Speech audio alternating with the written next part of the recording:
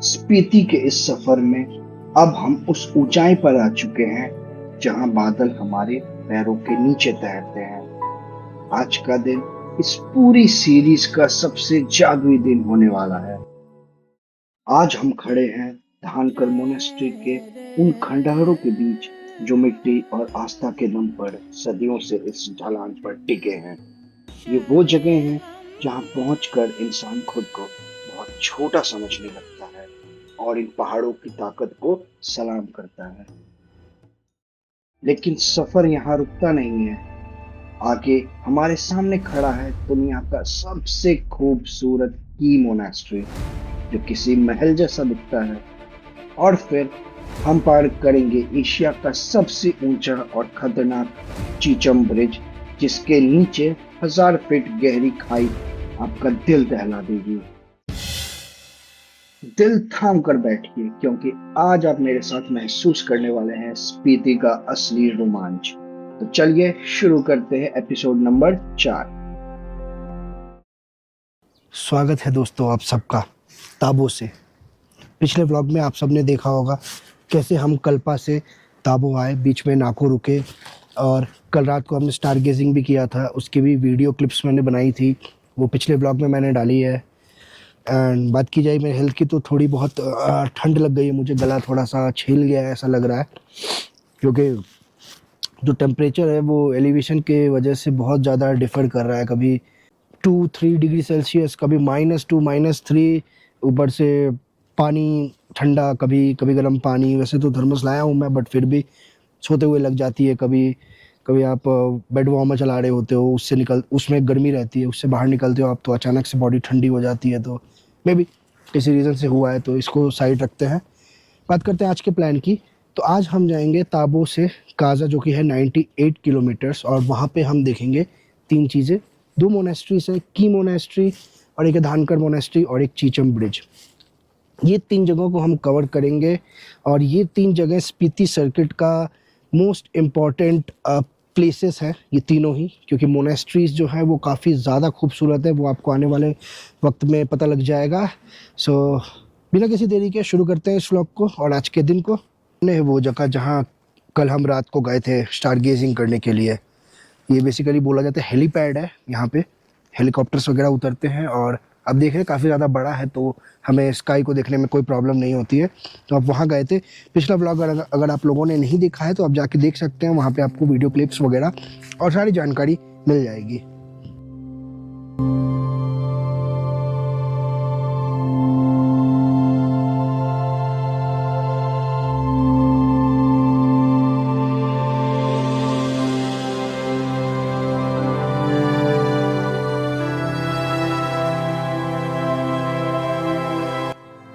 Pot पे यहाँ पे कटलरीज है और ब्रेकफास्ट में यहाँ है कॉर्नफ्लेक्स, ये है ब्रेड सैंडविच है शायद, ऑमलेट, ये क्या लोकल चटनी। अच्छा, इसको किसके साथ खाएंगे? ओह अच्छा, नाइस, ये वाला टेस्ट करूँगा। ये क्या उपमा? और ये कुछ नहीं है। ओके, एंड टोस्ट है और चाय कॉफ़ी वगैरह है। बहुत ज़्यादा ठंड, इसलिए मैंने टोपी पहन लिया है, अपने गले को कवर कर लिया, ज़रूरत पड़ी तो नाक को भी कवर कर लूँगा इसके थ्रू, क्योंकि क्या है ना, यहाँ पे हवा बहुत ही ज़्यादा तेज़ चल रही है। अब देखिए पेड़ वगैरह कैसे हिल रहे हैं, तो हवा का जो फ्लो है बहुत ज़्यादा है। और ठंड में हवा जब लगती है ना तो लगता है कि कील निकल रही है, कोई आपको कील चुभा रहा हो, ऐसा लगता है। खैर, अभी हो रहा है 9:25, तकरीबन 9:30 मान लेते हैं हम। यहाँ से काजा जा रहे हैं और बीच में जो मैंने 3-4 जगह आपको बताई है वो हम कवर करेंगे। तो यहाँ से निकलते हैं, लेट्स सी फर्स्ट पॉइंट तक हम कितने बजे पहुँचते हैं। तो अपना सफ़र स्टार्ट हो गया है, यहाँ से निकल गए हैं हम अपनी पहली लोकेशन के लिए। हम जाएंगे धानकर मोनेस्ट्री और जाते जाते यहाँ के लैंडस्केप्स आप देख रहे हैं कितना खूबसूरत है। ये आ गया एक ब्रिज, नीचे आई थिंक कोई रिवर जाती थी बट अब नहीं है, सूख गई है बहुत ज़्यादा, तो कोई पानी नहीं बचा। और दूर में वहाँ पे स्नो कैप माउंटेन्स अभी भी है। क्योंकि अभी अप्रैल का महीना चल रहा है। अगर आप मई जून ऐसे में आएंगे तो आपको बर्फ़ का थोड़ा भी नामो निशान नहीं मिलेगा, और जो टेम्परेचर है वो भी थोड़ा बहुत सही रहेगा अभी के मुकाबले।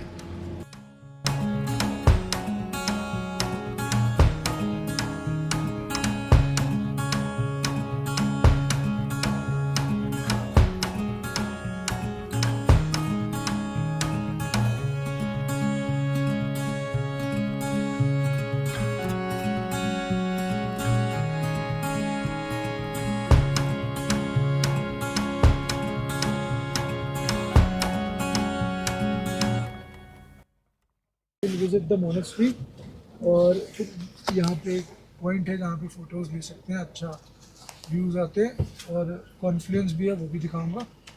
30 मिनट्स में हम यहाँ से मूव करेंगे।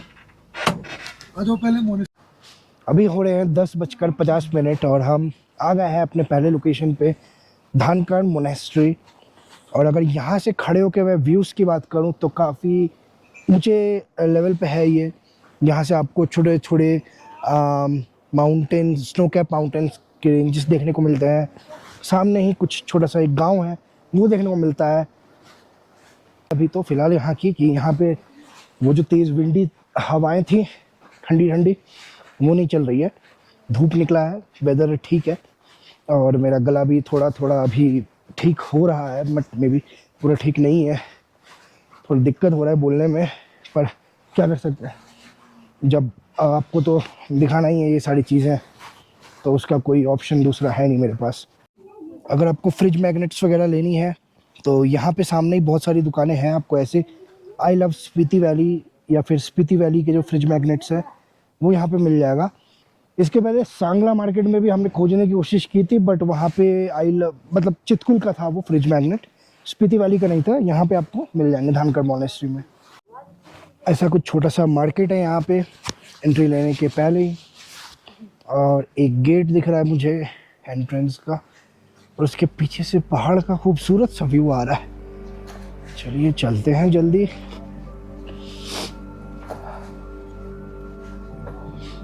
ओह वाह, अमेजिंग व्यू है यहाँ से। तो मोनेस्ट्री में एंट्रेंस करने का रास्ता इधर से है, पर उसके पहले आपको जूते खोलने पड़ेंगे। ये है, और इधर क्या है? कुछ नहीं इधर।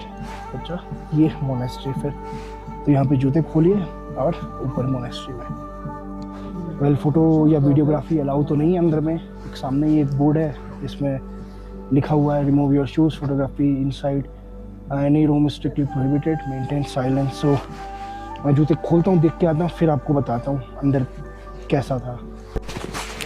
यहाँ पे ऊपर में कुछ इस तरीके से दिखता है मोनेस्ट्री। इस साइड में मेडिटेशन केव, और यहाँ पे है दलाई लामा जी की मूर्ति, और अंदर थोड़े बहुत पेंटिंग्स हैं टीचिंग्स के रूप में। यहाँ पे वीडियोग्राफी अलाउ है, इसलिए मैं कर रहा हूँ। मोनेस्ट्री में एंटर करने के लिए आपको सीढ़ियाँ दी गई है, आपको ऊपर जाना होगा, और ऊपर जाने के बाद का फुटेज मैंने आपको दिखाया। एक हॉल जैसा आता है, ओपन स्पेस, जिसमें 2 तरीके के रूम है। एक है मेडिटेटिव केव, मेडिटेशन केव, और दूसरा है जहाँ पे आइडल्स वगैरह रखी गई है, तो और पेंटिंग्स वगैरह है दूसरे रूम में। जो मेडिटेशन केव है वहाँ पे मैंने पूछा कि जब मैं अंदर घुसा तो वहाँ पे देखा बहुत सारे कॉइन्स वगैरह लगे थे, तो मैंने भी कुछ मन में मांगा और एक कॉइन को मैंने ऊपर स्टिक किया, वो लग गया। जब मैं बाहर निकला तो एक लामा जी मिले, उससे मैंने पूछा तो बोलते हैं कि आपको जो भी मांगना है, आप अगर कुछ मांगते हैं और कॉइन को लगाते सच्चे दिल से, अगर आपका मानता है तो वो चिपक जाएगा। तो उन्होंने तो ये बताया, बाकी कितना सच है कितना नहीं वो तो मुझे नहीं पता, बट मेरा जो था कॉइन वो ऊपर स्टिक हो गया। इस बात की खुशी है बस, और क्या। दोस्तों, इस खूबसूरत मोनेस्ट्री के नीचे एक बहुत ही डराने वाला सच छिपा है। धनकड़ मोनेस्ट्री जिस मिट्टी और कंक्रीट के ऊंचे पहाड़ पर टिका है, वो हवा और बारिश की वजह से धीरे धीरे नीचे से कमजोर होकर टूट रहा है। काफ़ी अमेजिंग एक्सपीरियंस रहा यहाँ का, धानकड़ मोनेस्ट्री का बहुत कुछ देखने को मिला। ऐसा तो दार्जिलिंग में ऐसे मैंने बहुत सारे मोनेस्ट्री देखे हैं, पर यहाँ के मोनेस्ट्री जो है बहुत ही यूनिक है, अलग है, और मज़ा आता है देखने में, एक्सप्लोर करने में, उनके पेंटिंग्स, उनके आइडल्स देखने में अच्छा एक्सपीरियंस है। ठीक है, तो 11:30 बज रहे हैं, अभी निकलते हैं नेक्स्ट लोकेशन की तरफ में, जो कि है चीचम ब्रिज। ढंग और कर 2 वर्ड से ड्राइव होके बन रहा है। धन मीन्स क्लिफ, कर means fort. So this Cliff is on the fort. और ये खूबसूरती के लिए नहीं बनाया है कि अरे मस्त व्यू आएगा इधर रहेंगे। It is for survival. क्यों यहाँ पे अभी जस्ट इमेजिन कि 1000 साल पहले there was no road around, है ना, nothing was there, no JCB, people were living here. खाना स्टोर करके रखना पड़ता है मोस्ट ऑफ द टाइम। तो why they make this was the capital of Spiti long time back. तो ये यहाँ के राजा का घर था और मोनेस्ट्री भी था तभी। वाई दे बिल्ड इट इस जगह पे, फर्स्टली तो यहाँ पे सबसे ज़्यादा सनलाइट रहता है पूरे टाइम, तो ये जगह गर्म रहेगा कंपेरेटिवली दिन में। और बेसिकली ये एक ट्रेड रूट भी होता था पहले तिब्बत और इंडिया का। तो उस ट्रेड रूट के लिए लोग सबसे जगह जो वॉच टावर होता है ना एक तरीके से, सो एक acted like a watch tower also. तो यहाँ पे लोग बैठते थे और इसको अटैक करना बहुत डिफ़िकल्ट है। ये जस्ट सामने पेंसिल शेप में नहीं है। तो जब स्नोफॉल होता है ना, जब स्नो मेल्ट होता है तो जो ऊपर ऊपर के स्टोन्स होते हैं वो रहते हैं, फिर हल्के हल्के सॉइल इरोड होते रहे। तो ये भी जो आप देख रहे हो सकता है 2 या 3 डेकेड के बाद आपको देखने को ना मिले। This is moving few centimetres every year. Soil erode हो रहा है, हल्के हल्के नीचे फिसलता हुआ आ रहा है। तो इसीलिए एक मोनेस्ट्री वो सामने बनाया है जहाँ पे लोग अब पढ़ने आते हैं। जो लामा है उन लोगों के टीचिंग्स यहाँ होते हैं, वो लोग प्रेयर यहाँ करने आते हैं। रोडीज देखा है किसी ने? हाँ मैंने भी देखा। तो रोडीज का एक एपिसोड भी इस प्रॉपर्टी पे, इस मोनेस्ट्री पे शूट हुआ है। तो अभी आपने सुना ही हमारे ट्रिप कैप्टन भैया ने कितने अच्छे से एक्सप्लेन किया धानकर मोनेस्ट्री के बारे में। आई होप आपको कुछ नया जानने को, सीखने को मिला होगा। और एक और बात आपको बताना चाहूँगा, ये ट्रिप जो मैंने है वंडर ऑन से बुक की है। उनका मैंने एक्सक्लूसिव स्पीति पैकेज लिया है, जिसका लिंक डिस्क्रिप्शन में है, और कितने का मुझे पैकेज ये मिला है वो भी डिस्क्रिप्शन बॉक्स में आपको मिल जाएगा, तो आप चेकआउट कर सकते हैं। तो अभी मैं बैठा हूँ ऐसे शख्स के साथ जिनके बिना यहाँ पे मेरा या किसी भी टूरिस्ट का आना पॉसिबल ही नहीं है। ये है तेंजिंग भैया। ये यहाँ पे ट्रैवलर चलाते हैं और ऐसे खतरनाक रास्तों से बचाते हुए सेफली हमें स्पीति लेके आते हैं, ताकि हम इस नेचर को, इस ब्यूटी को एंजॉय कर पाते हैं। तो स्वागत है आपका। पहली बात तो जुले सर, सब जुले, सब कैसे हो आप? बस बढ़िया, बढ़िया हो? मस्त, बस मस्त बढ़िया। तो आप मेरे को बताओ इस स्पीति के बारे में। टूरिस्ट का जो अभी इतना आना जाना यहाँ पे लगा है, पहले ये जगह कैसा था? पहले ऐसी नहीं कि टूरिस्ट, अभी 3-4 साल हो गया आना स्टार्ट हुआ। अदरवाइज तो लोग खेती बाड़ी करते हैं। क्या खेती उगाते हैं मतलब? यहाँ पर होगा ज़्यादातर? जौ होगा, आलू होता है हाँ। और काला मटर होता था पहले। अब आजकल तो क्या बोलते हैं, अब 5-6 साल से मटर भी होते हैं। हरे वाले या काले वाले? काले भी होते हैं, हरे तो हम बेचते हैं। अच्छा। आजकल मेन जो टूरिज्म तो ऐसी कई, जैसे मतलब हर स्टेशन में छोटा मोटा ही है। काजा हुआ, ताबो हुआ, जैसे इकिमको में कई जगह पे टूरिज्म चला है। अदरवाइज जैसे कोई गांव है, हाँ। कई गांव में आजकल जो किसान है अपने मटर बेच के अपना गुजारा करते हैं। अच्छा, तो यहाँ पे रोजगार के लिए आप बोल रहे हो कि एग्रीकल्चर एक सोर्स हो गया और दूसरा टूरिज्म है? हाँ, बस टूरिज्म है। टूरिज्म के लिए मेन ताबो है और काजा है। ऐसे कई गांव है, ऐसे नहीं कि स्पीति के हर गांव में ऐसे टूरिस्ट नहीं जाते हैं। और हाँ, टूरिज्म के लिए भी 5-6 साल ही हुआ टूरिज्म जब चालू होके। बिल्कुल बिल्कुल। हाँ जी। और आप अपना एक्सपीरियंस बताइए, आप इतने कितने साल से गाड़ी चला रहे हैं, कैसा लगता है आपको? मतलब कभी ऐसा कुछ सिचुएशन आपने फेस किया हो बहुत डेंजरस, ऐसा कुछ रास्ते पे? मान लीजिए बर्फ में चला रहे हो। नहीं, मैं तो ये कि अब मेरा 5-6 साल हो गया ये अच्छा, गाड़ी चलाते। मैन होता है कि भी खतरा होता है, जब बर्फ़ ज़्यादा 1-आधा फुट पड़ जाता है तो गाड़ी में स्नो चेन लगाना पड़ता है। तो उस टाइम भी ऐसे नहीं कि डर तो लगता है, फिर ऐसे नहीं कि थोड़ा हल्का फुल्का करके बस हम निकाल देते हैं। निकाल देते हो? वो तो मैंने देखा ही, आप कैसे कैसे निकालते हो। चलिए, बढ़िया लगा आपके साथ बात करके। और आई होप जो भी ये वीडियो देख रहे हैं उनको मेरे थ्रू ये भी पता लगा कि इन जैसे लोगों की वजह से ही हम यहाँ पे आ सकते हैं, फ्रीली घूमते हैं। हमें क्या करना है, सिर्फ बैठे रहना है। पर जो चैलेंजिंग रास्तों से लेके आना है और किस तरीके से हमें पहुँचाना है टाइम पे, वो सब इनके हाथ में होता है। So thank you very much. Okay sir, thank you. दोस्तों ये है सीबक थॉर्न टी। पिछले 3 व्लॉग से आपने देखा होगा मुझे ये टी पीते हुए, तो मैं इस बार इस व्लॉग में आपको नहीं बताऊंगा इस टी के फ़ायदे और यहाँ पे क्यों पिया जाता है। बस इतना बताना चाहूँगा, अगर आप आते हो तो इस टी को ज़रूर पीना, और इस टी के बारे में अगर जानना चाहते हो तो पिछले व्लॉग्स को आप देखिए, आपको पता चल जाएगा इस टी के कितने फ़ायदे हैं। भाई धानकड़ मोनेस्ट्री से निकलने के बाद रास्ते की हालत जो है बिल्कुल अच्छी नहीं है, बहुत ही ज़्यादा ऊपर खाबड़ है। हाँ, हिलना डुलना पूरा लगा हुआ है, और रास्ते के नीचे ही पूरी खाई है और नीचे रिवर बह रही है।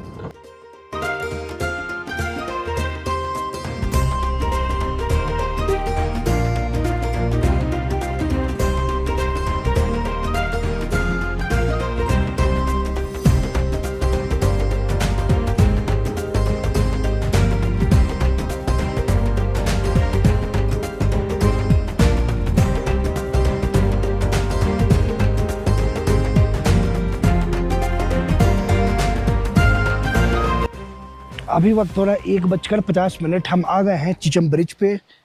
आप देख रहे हैं मेरे पीछे ही है वो चीचम ब्रिज, मैं दिखाता हूँ आपको, बट पहले यहीं पे हम लंच करेंगे।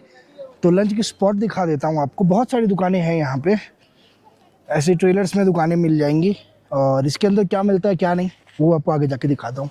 तो इस शॉप में आपका सीडू, फ्राइड राइस और मैगी और ऑमलेट, इन सब में से कुछ भी नहीं खाना।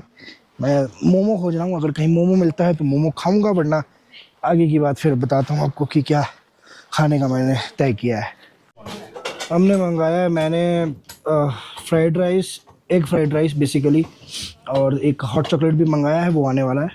हाँ, तो कर लिया हमने लंच, और ये रहा सामने चीचम ब्रिज, जिसके केबल्स आप देख सकते हैं ऐसे करके एक जगह पे बांधे गए हैं, दूसरी तरफ भी सेम है। और अब हम चलते चीचम ब्रिज के ऊपर, और इस ब्रिज के बारे में थोड़ी बहुत इन्फॉर्मेशन आपको देना चाहूँगा। जैसे कि ये एशिया का सबसे ऊंचा पुल है, जिसकी हाइट है 13,596 फीट, और इसको बनाने में टोटल 15 साल लगे थे। वैसे तो काफ़ी ज़्यादा लंबा है ये पुल, एक ओर से दूसरी ओर, और ये पुल एक बहुत ही गहरी खाई के ऊपर बना है, जिसे लंबा डग कहते हैं, और जिसकी गहराई लगभग बोली जाती है 1000 फीट है। अब मैं आ गया हूँ इस पुल के बिल्कुल ही मिडिल पार्ट पे, और आपको कोशिश करता हूँ मैं कि नीचे का नज़ारा दिखा पाऊँ। ये देखिए कितना ज़्यादा गहरा है, 1000 फीट की गहराई है यहाँ से इस पुल के। लोग इसके ऊपर जाके फ़ोटो खिंचवाते हैं, और इसका जाने का रास्ता इधर से है, तो हम भी चलते हैं। वाह, लवली व्यू।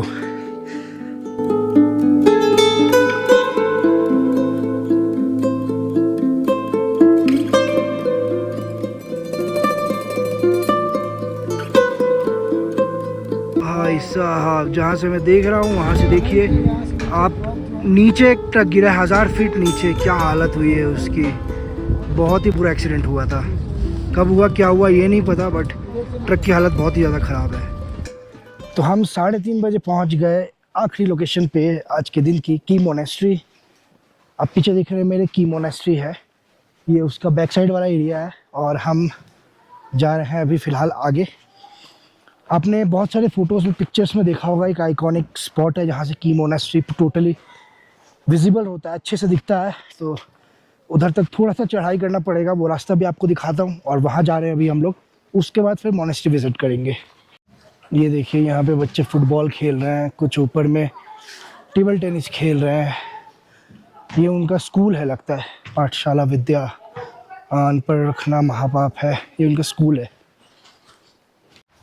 ये वो रास्ता, सीधा जाएंगे आप, इधर पे वॉशरूम वगैरह भी है रास्ते पे।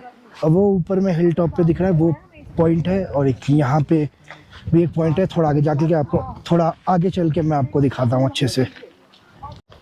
ये 2 रास्ते हैं, एक यहाँ से भी आप जा सकते हैं, वहाँ पे स्टैचूस वगैरह है, और ये रास्ता पकड़ के आप सीधा जाएंगे तो वहाँ से जब पीछे मुड़ के देखेंगे तो ऐसा आइकॉनिक व्यू देखने को मिलेगा। गजब का व्यू है गाइस, ऊपर पहुँच गए और पीछे मोनेस्ट्री 2-4 पिक्चर्स लिए मैंने, सुपर, बहुत अच्छा लगा मुझे। तो अगर आप चेकआउट करना चाहते हैं, नीचे मेरा इंस्टाग्राम हैंडल है, चेकआउट कर सकते हैं आप। और व्यूज़ की बात करूँ तो कमाल का स्नो कैप माउंटेन्स दिख रहे हैं पूरे पीछे में। यहाँ से स्टार्टिंग, ये रहा अपना मोनेस्ट्री, और इसके पीछे भी आप देखिए ऑसम है की मोनेस्ट्री। अभी तक का अगर लैंडस्केप के मामले में बात की जाए तो कमाल का है, मेरा तो फेवरेट। आप अपनी राय कमेंट करके बताइएगा। What if we could stop the pain from hurting? What if दूसरी तरफ भी नेचर ने कमाल का रूप दिखाया है। एक तरफ बर्फ तो एक तरफ कोई भी बर्फ नहीं, रेगिस्तान जैसा सुनसान पड़ा है। अब हम जा रहे हैं की मोनेस्ट्री के अंदर। ये है की मोनेस्ट्री का गेट, और इस मोनेस्ट्री का नाम की मोनेस्ट्री इसीलिए पड़ा है क्योंकि नीचे जो गांव है उसका नाम है की विलेज। मोनेस्ट्री के अंदर जाते ही आपको एक ऐसा पैसेज देखने को मिलेगा, और पैसेज के थोड़ी दूर चलते ही आपको देखने को मिलेंगे ये प्रेयर बेल्स, बट इन्हें क्लॉकवाइज टर्न किया जाता है, और हम जिस तरफ से जा रहे थे वो एंटी क्लॉकवाइज था। तो फाइनली मोनेस्ट्री देखना तो हो गया, थोड़ी बहुत चढ़ाई करनी पड़ेगी आपको, और फिर जब मोनेस्ट्री जाओगे तो वेरियस रूम्स है, बहुत सारे रूम्स है, उनमें आप जाओगे, पेंटिंग्स है, जैसा मोनेस्ट्री में होता है बेसिकली वैसा ही है। एनवायरनमेंट बहुत पीसफुल है, बहुत ही ऊपर बना है, सिचुएटेड है, तो थोड़ा सा चढ़ाई भी जैसे मैंने आपको बताया। और ये जो है ये रेजिलियंस का प्रतीक है, क्योंकि बहुत ऐसा हुआ था पहले पास्ट में कि मंगोलिया ने अटैक किया था, बहुत बुरी तरीके से डिस्ट्रॉय कर दिया था, आग लग गई थी, बट फिर भी ये मोनेस्ट्री को रीबिल्ड किया गया। ये अभी भी बन के वैसे का वैसे ही तैयार है। और एक बात, जब आप नीचे आएंगे तो एक कमरे में लामा जी रहेंगे, आपको मिलेंगे, आप उनसे सवाल जवाब कर सकते हैं, आध्यात्मिक अपने जीवन से जुड़े हुए या कुछ प्रश्न आप खोज रहे हैं तो वो कर सकते हैं। हाँ, साथ में आपको एक हर्बल टी भी दी जाएगी। सो की मोनेस्ट्री कुछ ऐसा है, अभी तक तो बेस्ट मोनेस्ट्री है मैं बोलूँगा जो भी मैंने देखा हो, और स्पीति रीजन का one of the most famous monastery है ये की मोनेस्ट्री।